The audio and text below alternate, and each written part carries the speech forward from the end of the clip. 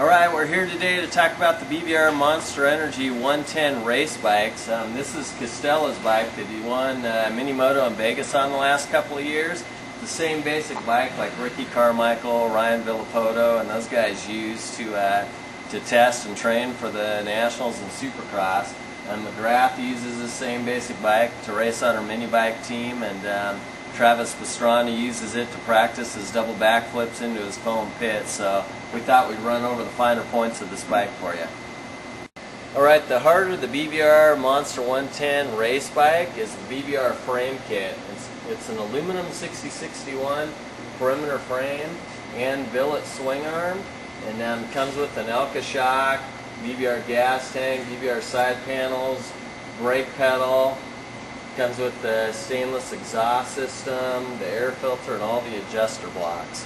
The Elka shock that comes with these bikes comes with some optional springs on them. They come with an 11-0 spring, and they're marked with gold marks on there. And the optional springs for them are a 12-0. I would say if you're 200 pounds or over, you're going to want to run that 12-0 spring. And the softer optional spring is a 975. If you're 150 pounds and under, you're going to want to run that spring. And if you have a kid riding the bike, you can order an XR100 spring. It's about a 700 pound, and it works good for the under 100 pound, 75 pound kid range. It'll get you going. They also use adjuster blocks on them, and they come with the blue one in place, and that's good for a 175 pound rider. It's kind of the medium setting, and they're marked right on them. The stiffer one for the heavier guys, freestyle guys, BMX type riders, that's the black one, and it's marked stiff on there. And then for the lighter guys, outdoor motocross, the real soft settings, we run the red soft block on there for that. We also do a rear disc brake kit for them. Comes with the hub, the caliper, brake hose, everything you need to set that up. And when you're putting the disc brake on, you're going to want to take this pin off of there that's set up for the drum brake setup. On the 110 race bikes, we use the Marzocchi Shiver forks on them. They come with 5-0 springs in them, which are the stiffest springs that are available. The optional springs are 4.5s and 4.2s, so if you're not in the 175 pound range, you can use those optional springs. The clickers on them, they have compression on the top, which basically affects how fast they go down. It's just a screwdriver set up right on the top. And then on the bottom they have the rebound screw, and you can screw that in or out, and it affects how quickly they come back up.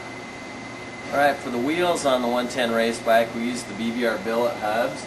In the rear, it's a full-on 6061 billet hub, and you can order it as a disc brake kit. It comes with the master cylinder, caliper, backing plate, everything. We also have an optional wave rotor for it too that you can order.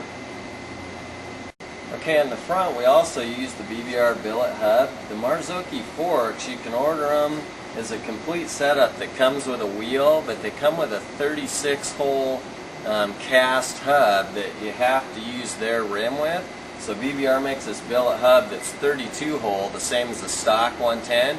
That way you can use the colored rims if you want. And then we also have a floating front caliper brake for them like a big bike.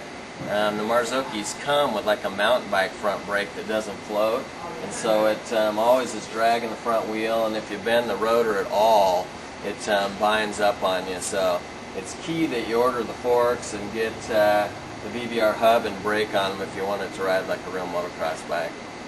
Alright, let's talk about the 110 engine for a minute. The number one thing you have to do to them is the output shaft.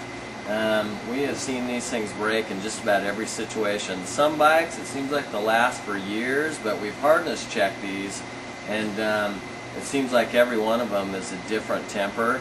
And some of the bikes you'll kick them one time and this will break, and you have to split the cases to change it.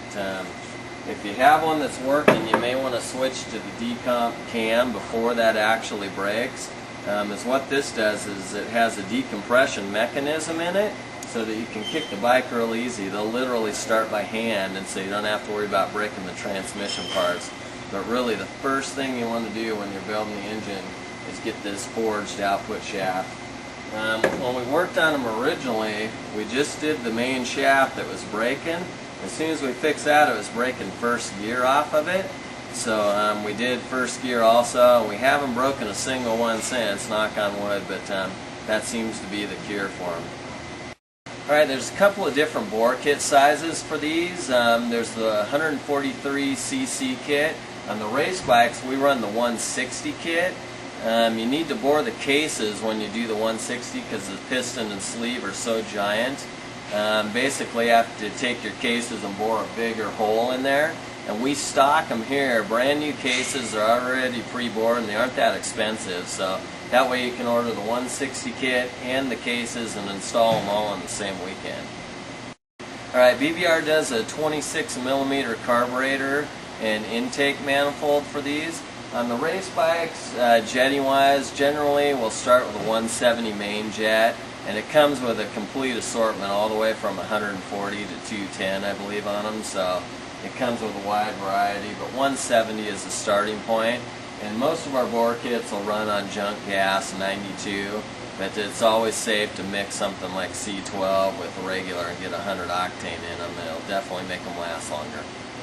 Alright, the exhaust system that comes with the perimeter frame kit is of the big bore design. The steps and everything are made to go with the 143, 160 kit. It'll work fine with the stock piston or even the 130 kit, but it's definitely designed for the big bore setups.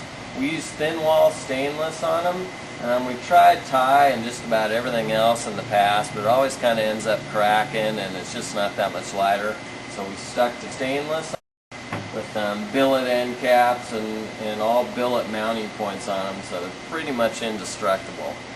The frame kit comes with a quiet core insert. It's basically a cone with a small hole in it, and you just unscrew these 5 bolts on the end cap and it just drops right in there. It's still a spark arrestor and it drops at a few decibels. If you do that, you're basically corking it up a little bit, so you're going to want to lean the jetting out. Usually we'll move the clip up on the needle, drop the needle down and lean it out. Sometimes you have to drop the main jet just a little bit too, but it's definitely quieter if you're running in your backyard. BBR does a 4-speed shift drum, so if you have the cases split and you're putting the output shaft and things in there anyways, then you're going to want to switch to the 4-speed shift drum. They come with 4th gear already in there, just the shift drum doesn't have the notch for the 4-speed. That way when you switch to it you can run realistic gearing. These things come with like a 33 rear sprocket. We're switching all the way up to a 42 and kind of jumping around from there depending on if it's an indoor or outdoor track. But definitely you want to switch to that 4-speed shift drum. The 110 frame kit, the foot peg mounts are set up to take the stock 110 foot pegs, so any of the aftermarket 110 foot pegs will go right on there. We actually are running the 50 IMS foot pegs on them because they're a ½ inch further forward than most of the 110 pegs out there, so it just gives you a little bit more adjustability.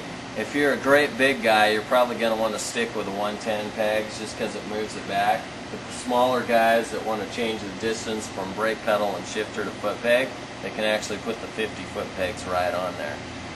The BBR skid plate is 6061 aluminum and it's welded to billet chunks on here, so basically it'll take a hit and keep from wadding your pipe and breaking your head off of the cylinder studs. BBR also does a tall seat. It's about an inch taller right in the middle. The main thing is it's just real flat. It makes it easier for adult riders. Yeah, we don't carry the pink grips at BBR. Derek Costella, he's the only guy fast enough probably to get away with running pink. Alright, that's the 5-minute tour of the BBR race bike. If you have any questions at all, just give our expert staff a ring or we'll see you at the races.